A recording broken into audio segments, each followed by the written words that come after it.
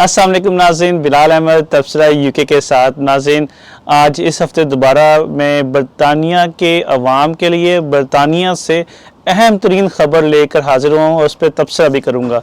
बहुत ज़्यादा तब्दीलियाँ आई हैं, चेंजेस आई हैं, अपडेट्स आई हैं। मिसाल के तौर पे हेपेटाइटिस के बच्चों में केसेस तकरीबन 200 के करीब रिकॉर्ड हो गए हैं। जो मंकी पॉक्स है उसमें जो कंफर्म केसेस हैं उनकी तादाद 70 से ज़ायद पेशेंट अब तक यूके में रजिस्टर्ड हो चुके हुए हैं।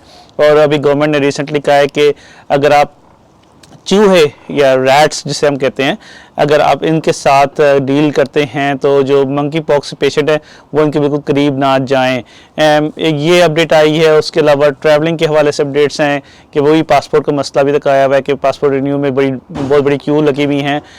उसके अलावा जो सबसे अहम ख़बर जो मैंने आज के दिन के लिए चूज़ की है, जिस पर मैं आज तबसरा कर रहा हूँ, वो है जो ऋषि सुनाक हैं, जिस तरह पाकिस्तान में वज़ीर ख़ज़ाना कहते हैं, बरतानिया में चांसलर कहते हैं। चांसलर वो होते हैं जिसको पाकिस्तान में वज़ीर ख़ज़ाना कहते हैं।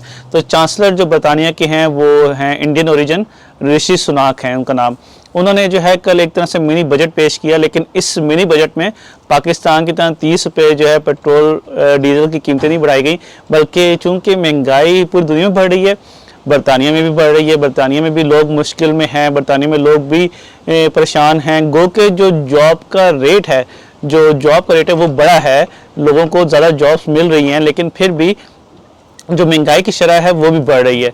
अब उसको काबू में करने के लिए एक बहुत बड़ा ऐलान जो है ऋषि सुनाक जो हैं उन्होंने किया है कल पार्लियामेंट में। कल का मतलब है कि जुमेरात वाले दिन, और उसमें उन्होंने आम आवाम के लिए बहुत बड़ी अनाउंसमेंट की है, जिसमें उन्होंने 400 पाउंड जो हैं उन्होंने हर घराने को मिलेंगे।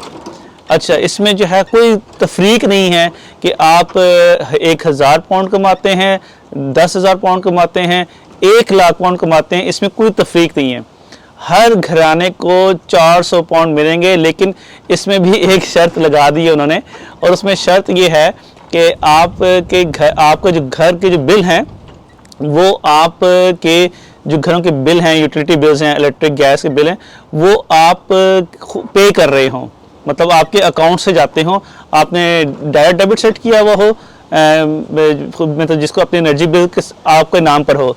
अगर आपका डायरेक्ट डेबिट नहीं है, मिसाल के तौर पे जिन लोगों का प्रीपेड मीटर्स लगे हुए हैं, उनके लिए फिर ये कि वो उनको टॉपअप करके देंगे, उनका भी उन्होंने हल निकाल लिया है। लेकिन इसका जो सबसे ज़्यादा नुकसान उन लोगों को होगा जिनको पैसे नहीं मिलेंगे। अभी मैंने कहा तो है कि हर घराने को पैसे मिलेंगे, लेकिन फिर भी मैं साथ ये भी कह रहा हूँ कि कुछ लोगों को पैसे नहीं मिलेंगे। किन लोगों को पैसे नहीं मिलेंगे? उन लोगों को पैसे नहीं मिल सकेंगे जो अपने एनर्जी बिल खुद पे नहीं करते हैं।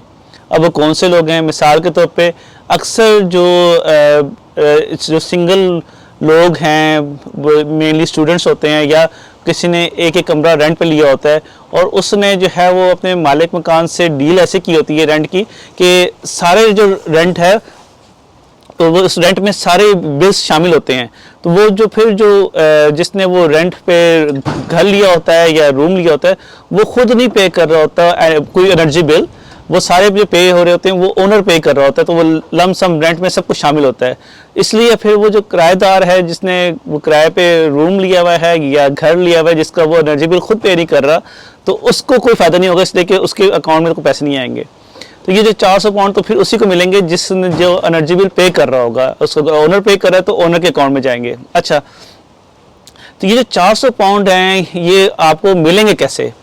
ये बात है, ठीक है। ये मिलेंगे ऐसे कि अक्टूबर से, इस साल के अक्टूबर से, अभी है मई का एंड है, जून जुलाई अगस्त सितंबर, फिर अक्टूबर के बाद से आपकी एनर्जी कंपनीज जो भी होती हैं, एनर्जी कंपनीज जिनको हम यहाँ पे गैस और इलेक्ट्रिक की कंपनीज हैं, उनको गवर्नमेंट पैसे देगी, और वो आपके साथ इस तरह कर लेंगे कि आपके बिल में वो एडजस्ट कर देंगे। 400 पाउंड को महानावार कर देंगे या वन ऑफ कर देंगे, वो एक अलग बात है। और लेकिन आपको खुद कैश नहीं मिलेगा, वो आपके बिलों में एडजस्ट हो जाएंगे। अच्छा, इसमें बता दूं एक इसमें जो ये बहुत बड़ा रिलीफ तो है, लेकिन इसमें अभी जो गवर्नमेंट ने एनर्जी कंपनीज पे कैप लगाई हुई है, यानी कि एक जो एनर्जी की प्राइसेस हैं उन पे कैप लगी हुई है, वो रुके हुए, उनमें 800 पाउंड इजाफा हो रहा है अक्टूबर में जाकर।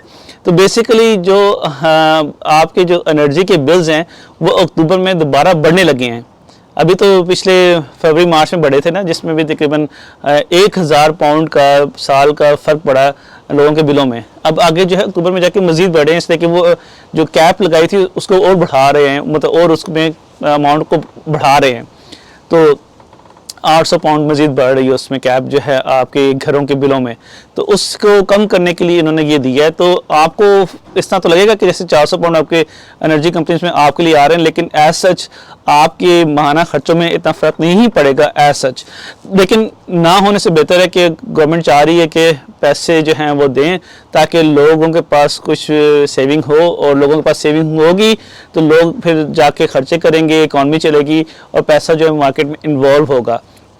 लेकिन आज की मैं खबर पढ़ा था कि ये इस हफ्ते में दूसरा दिन ऐसा है कि जो पेट्रोल और डीजल की प्राइसेस जो हैं यूके की तारीख में सबसे हाईएस्ट पे गई हैं।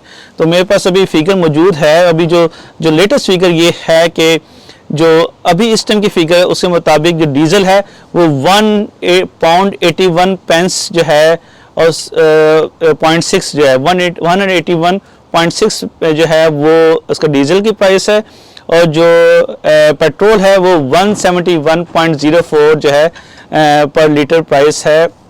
ये अभी की फिगर है। और ये जो पेट्रोल और डीजल की जो मैंने आपको प्राइस बताई है ये यूके की तारीख में इस वीक में दूसरी दफ़ा सबसे हाईएस्ट गई हैं। तो उस मतलब आप फिर अंदाज़ा लगा सकते हैं कि फिर हर चीज़ महंगी होती है। अगर पेट्रोल की प्राइसेस महंगी हो रही हैं, आप आके देखेंगे कि एयरलाइंस जो मतलब एयरलाइंस है वो अपनी टिकट्स और महंगी कर देंगे, इसलिए कि वर्ल्ड वाइड भी प्राइसेस बढ़ रही हैं। तो ये थी आज की अपडेट, और ख़ास तौर पे जो ऋषि सुनाक का जो अनाउंसमेंट थी मैंने कहा उसमें मैं आपको अपडेट देता हूँ। इंशाल्लाह अगली एपिसोड में हेपेटाइटिस के हवाले से जो केसेस बहुत बढ़ रहे हैं, अब 200 कुछ केसेस हो गए बच्चों के अब तक, उसके हवाले से बात करेंगे। Thank you for watching. तब से यूके अस्सलाम वालेकुम।